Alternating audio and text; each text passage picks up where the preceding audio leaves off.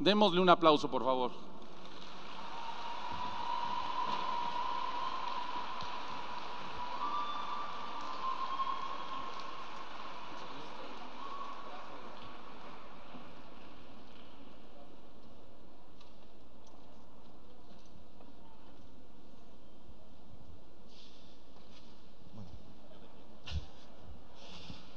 Buenos días a todos.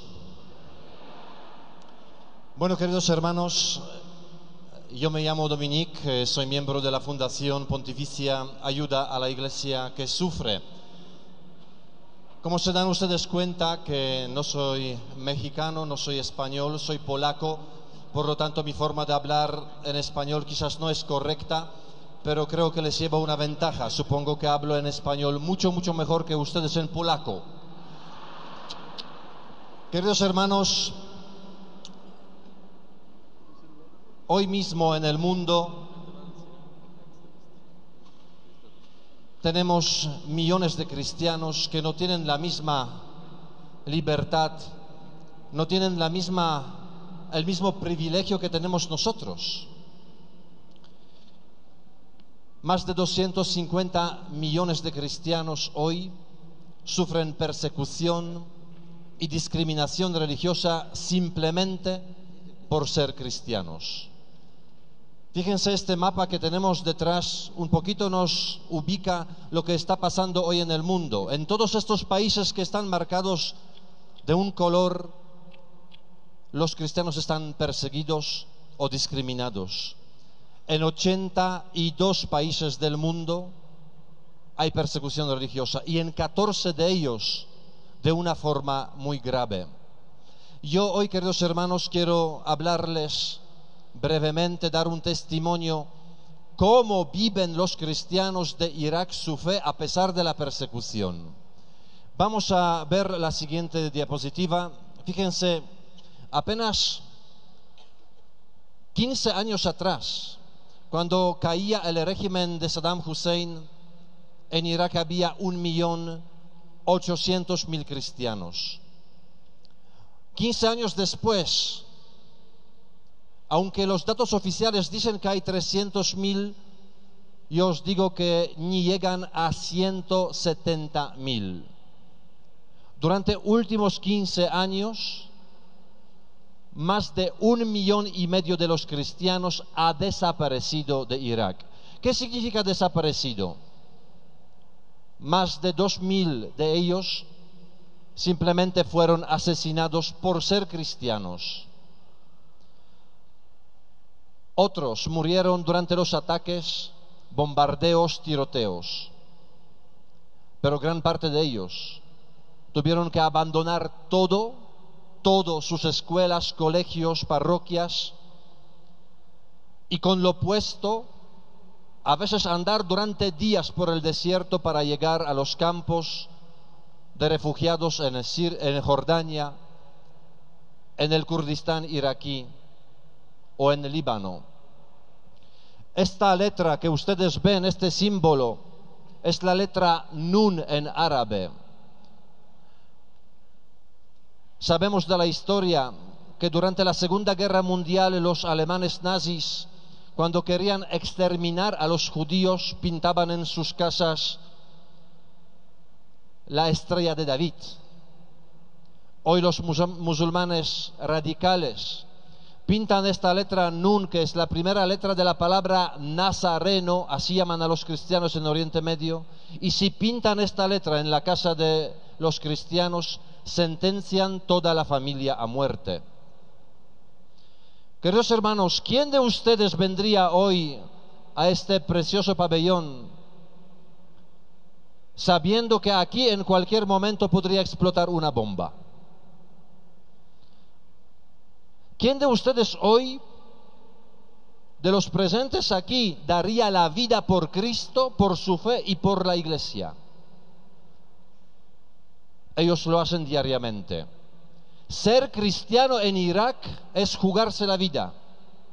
Ir a la misa en Irak es jugarse la vida.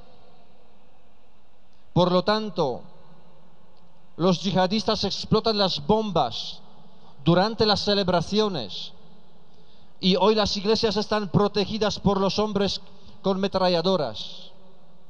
Pasamos la siguiente, por favor. El obispo Sleiman de Bagdad ha dicho estas palabras muy significativas. Si tomáis un poquito de esta tierra y la lleváis a la nariz, oleréis la sangre de los cristianos. Irak ha sufrido mucho por el amor de Cristo, pero los cristianos siempre han respondido con la paz. Irak es tierra de mártires. Queridos hermanos, ya no son los obispos, no es el Papa, no es la Iglesia, es la misma ONU que denuncia que el Estado Islámico, que los terroristas del Estado Islámico están hoy decapitando, crucificando y enterrando vivos a los niños cristianos y yazidíes, que es otra minoría religiosa. Pasamos la siguiente, por favor. Los terrores de ISIS realmente creo que no caben en nuestra mentalidad.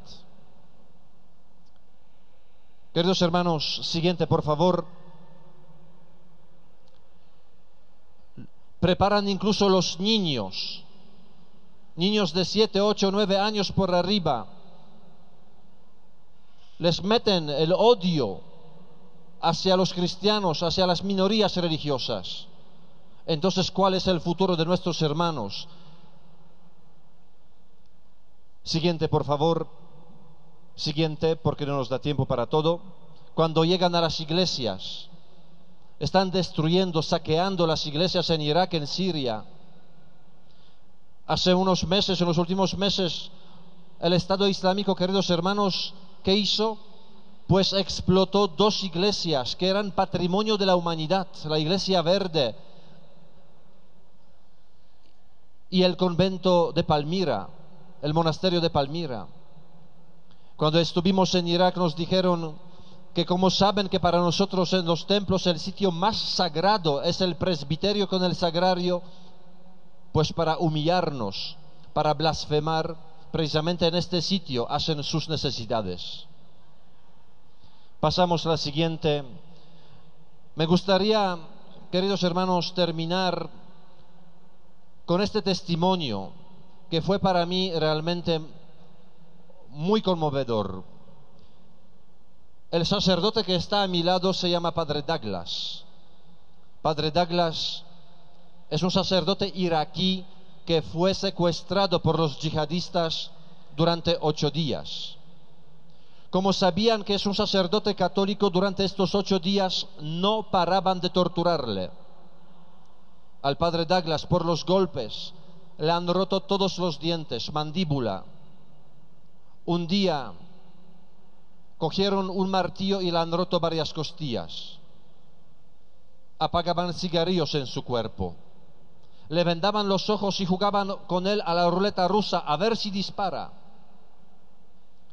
El 9º día, cuando le iban a trasladar al otro lugar, a otro escondite, se escapó del coche en marcha. Recibió una bala en la pierna. Queridos hermanos, Padre Douglas necesitó 4 años para recuperarse del trauma. Durante 4 años no podía dormir más que 2, 3 horas seguidas. Se despertaba llorando, gritando. Pero recuperó esta paz interior cuando un día se arrodilló delante del Santísimo y con el corazón perdonó a las personas que lo torturaban. De estos cristianos perseguidos podemos aprender muchísimo, muchísimo.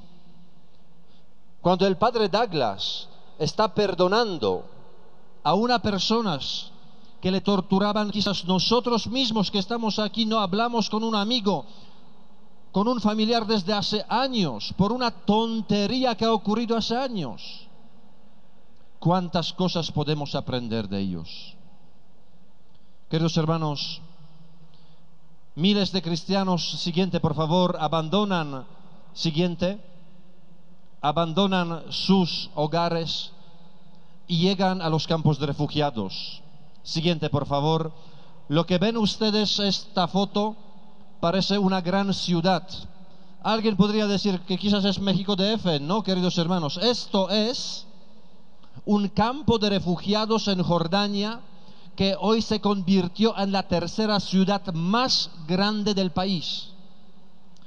Siguiente, por favor. Los cristianos, cuando llegan con lo puesto, sin nada, llegan y viven en unos edificios que no terminaron de construirse, en unas tiendas de campaña. Cuando estuvimos en Irak, las temperaturas por la noche bajaban bajo cero, pero en verano las temperaturas llegan hasta 50 grados de calor. Imagínense vivir en estas condiciones. Queridos hermanos, ¿qué ayuda a la iglesia que sufre por nuestros hermanos? La siguiente, por favor. Fíjense, estamos construyendo escuelas para los niños, estamos construyendo estas casas prefabricadas para nuestros hermanos. En el lugar donde estuve, en Kurdistán iraquí, hay 120.000 cristianos que viven en estas condiciones. ¿Y qué podemos hacer nosotros por ellos? Primero, rezar mucho. Rezar por los cristianos perseguidos con el fervor, con la fe, con esperanza. Nuestra oración realmente puede cambiar el mundo. La segunda cosa, queridos hermanos, es saber lo que está pasando con ellos. Les invito, luego aquí hay stands, tenemos un stand, pueden coger más información, pueden llevarse a la casa, saber lo que está pasando. Y la tercera cosa, siempre, queridos hermanos, nosotros somos su única esperanza. Les falta comida, ropa, medicamentos, vivienda, escuelas. Cualquier nuestra aportación económica, incluso desde México, importa mucho ahí. Les salva las vidas. Y termino con una sola frase. Cuando visitamos las tiendas de campaña, preguntamos a las personas que vivían dentro: ¿ustedes no culpan a Dios por todo lo que les ocurre? Y les respondían: ¿culpar a Dios? No. Dios está en este sufrimiento. Dios nos acompaña en el sufrimiento.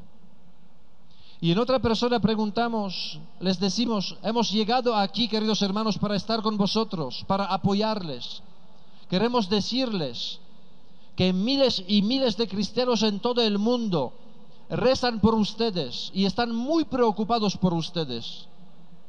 Y una señora católica iraquí respondió: ¿ustedes preocupados por nosotros y rezan por nosotros? Muchísimas gracias. Pero nosotros estamos muy preocupados por ustedes y rezamos mucho por ustedes. ¿Cómo puede ser?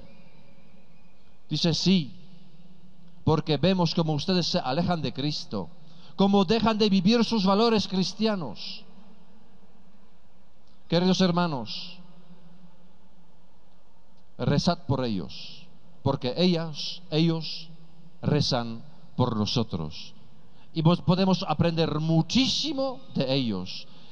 Viendo la fe de los cristianos perseguidos, revivimos, nos despertamos nosotros con nuestra fe. Y recordad que el México es la esperanza de los cristianos perseguidos. Que Dios les bendiga a todos.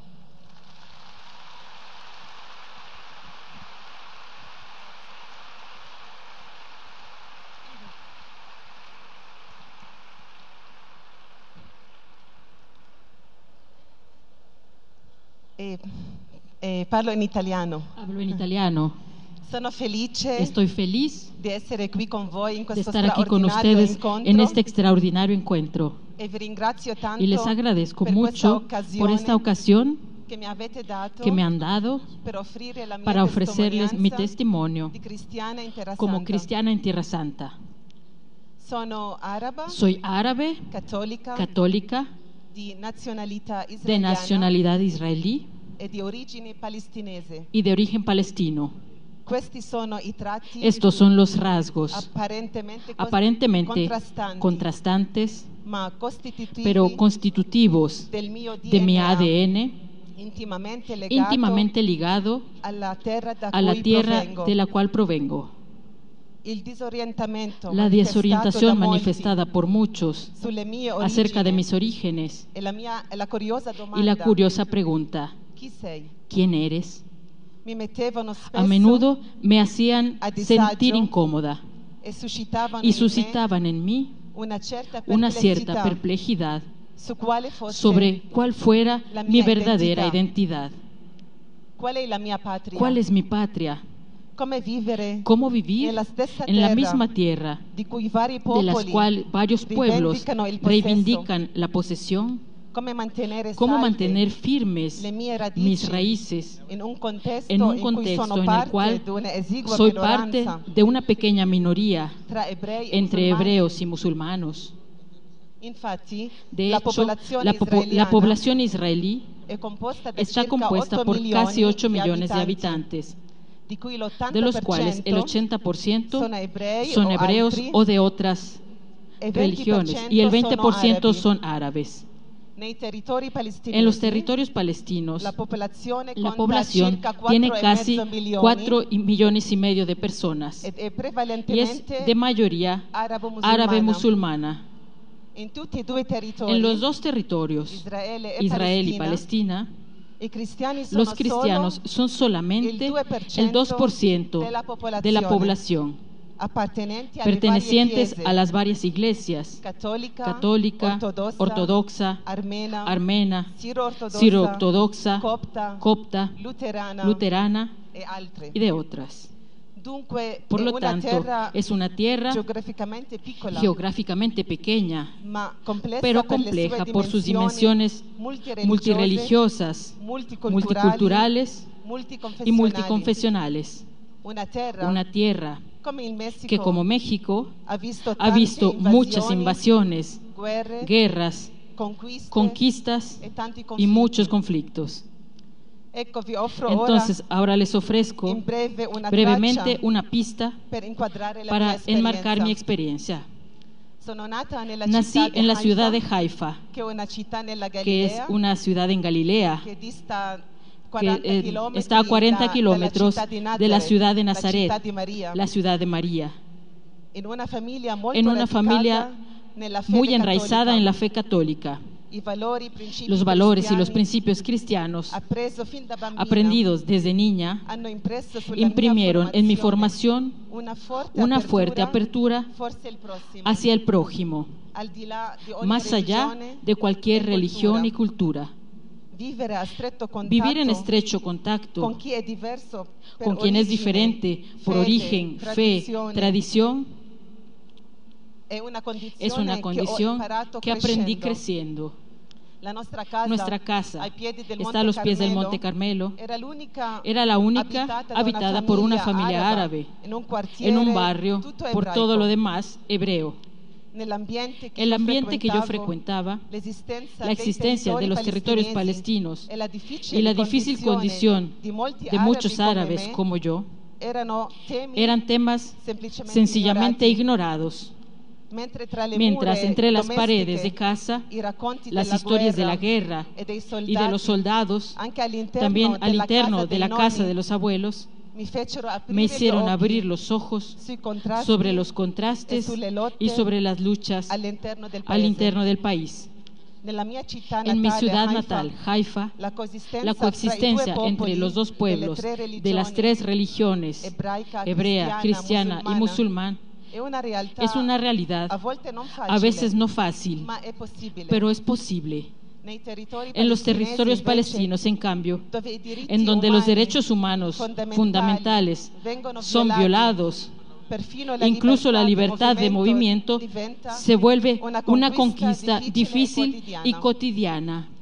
La posibilidad de vivir pacíficamente con quien está a solo pocos kilómetros más allá de la colina es un camino todo por recorrer. Aunque si aquí y allá no faltan tentativas para encontrar una solución pacífica, justa y duradera, los conflictos entre Israel y Palestina parecen no tener final. guerras, miedo, desconfianza recíproca han construido muros de división entre la una y la otra parte. Pero sobre todo la hostilidad, la desconfianza dentro del corazón, que son difíciles de derrumbar.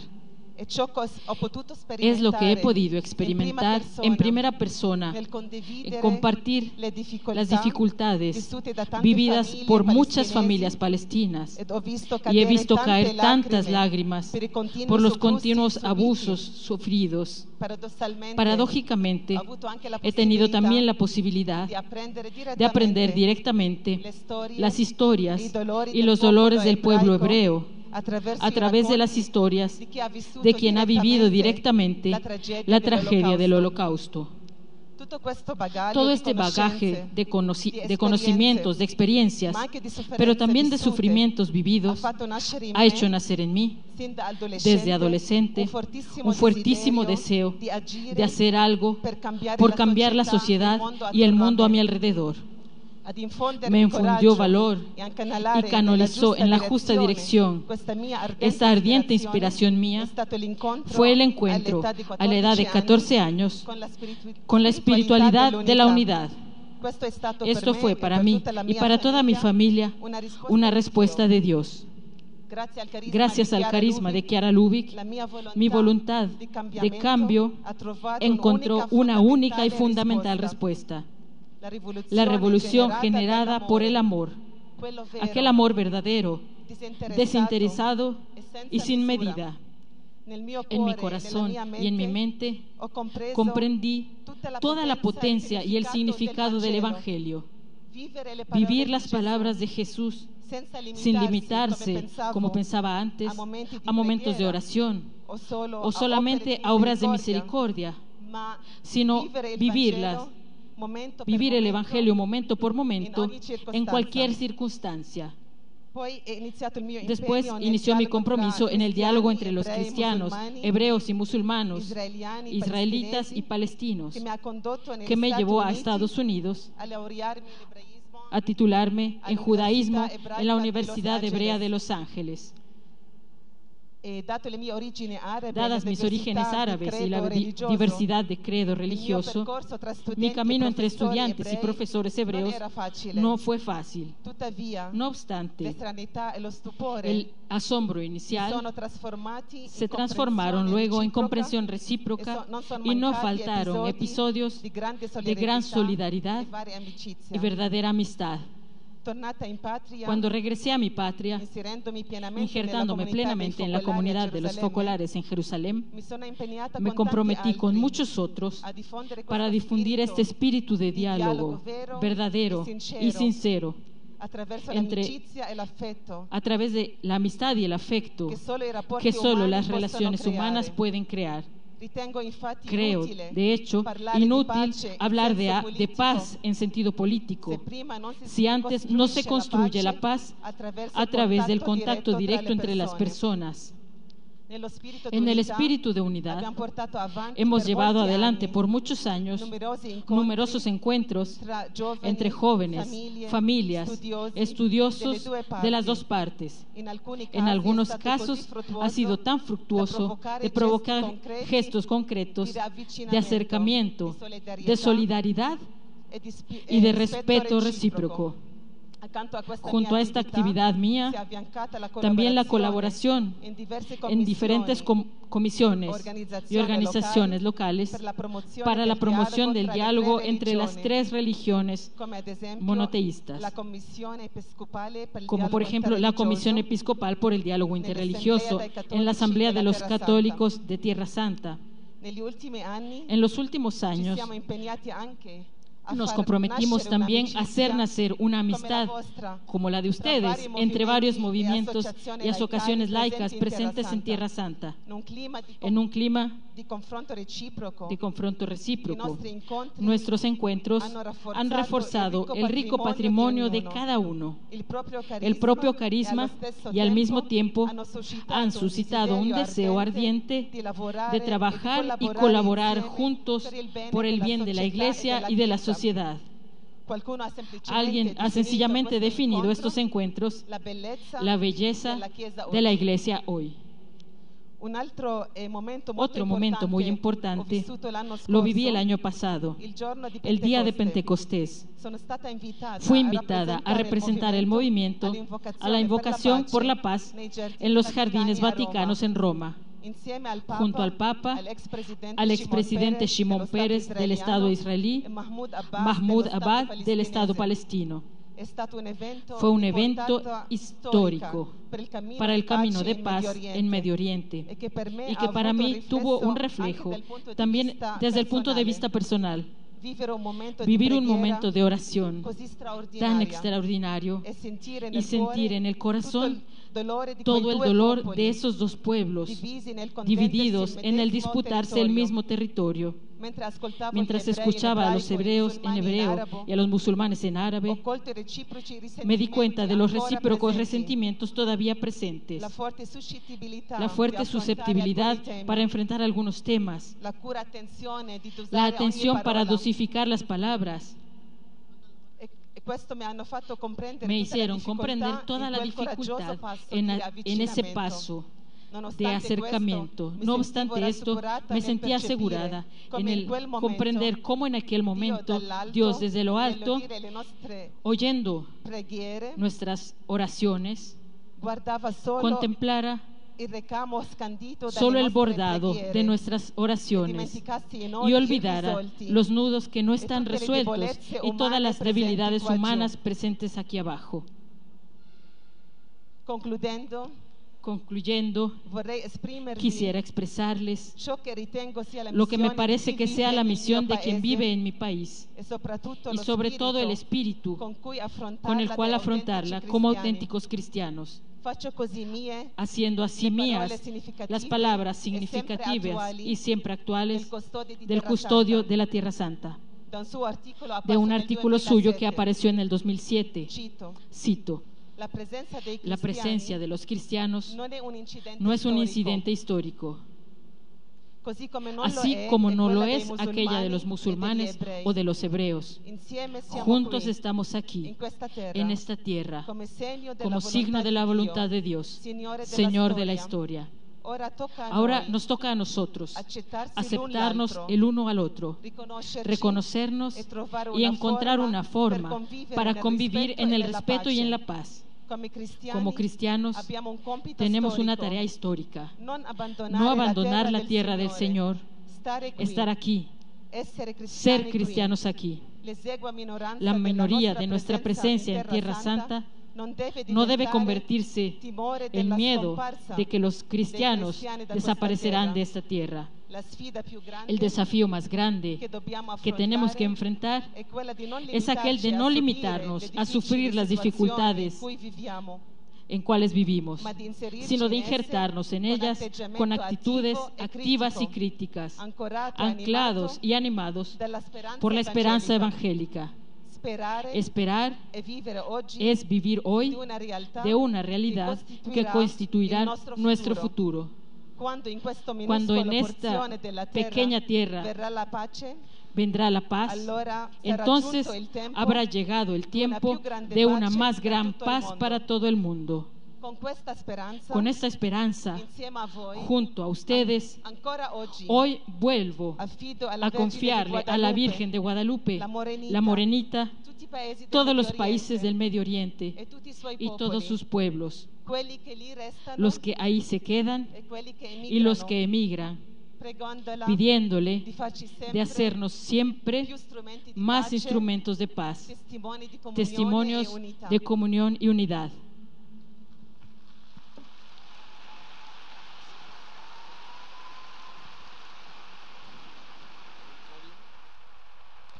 Me permiten solamente añadir una cosa, queridos hermanos. Yo creo que estos dos testimonios un poquito nos abren los ojos a la realidad de nuestros hermanos que sufren persecución, que están desapareciendo de muchos países. Creo que este testimonio realmente debería llegar a cualquier parte de México.